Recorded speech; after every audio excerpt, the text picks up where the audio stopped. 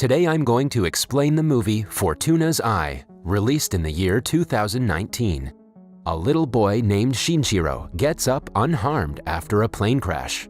He looks around the ruins for his parents but cannot find them. A little girl cries for help from him. She appears to be transparent to Shinjiro. He loses both his parents in the accident. Many years later, Shinjiro works in a car shop. His boss, Tetsuya, is like a father to him. Tetsuya appreciates Shinjiro's hard work and offers him a job as the manager of the car shop's second branch. Shinjiro feels like he is not qualified enough for the job, so he declines it. His co-worker, Kaneda, is jealous of the boss, favoring Shinjiro more than him. He ruins Shinjiro's workstation out of anger and lies when he is called out. The two get into an argument that ends when Kaneda pushes Shinjiro to the ground. Shinjiro is a peace-loving and calm man, so he doesn't take the argument further. However, he breaks his phone because of the fall. After work, he goes to the nearest repair store and meets a beautiful girl named Aoi.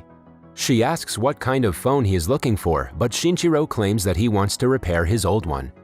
On taking a look, she realizes they won't be able to fix it because it is an old model.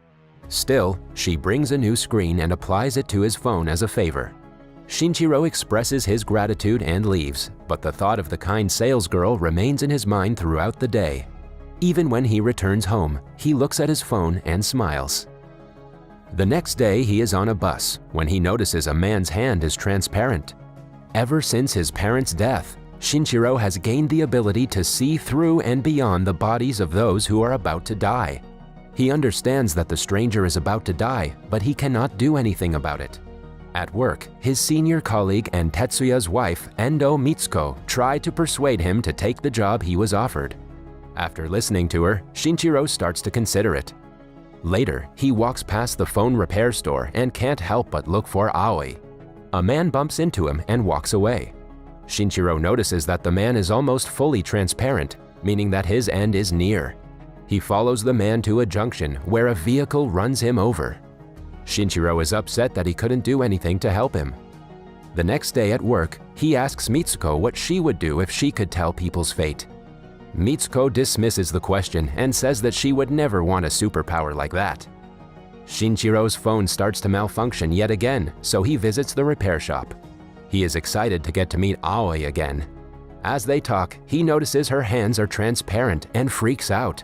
Not knowing what to do, he runs out of the store without his phone.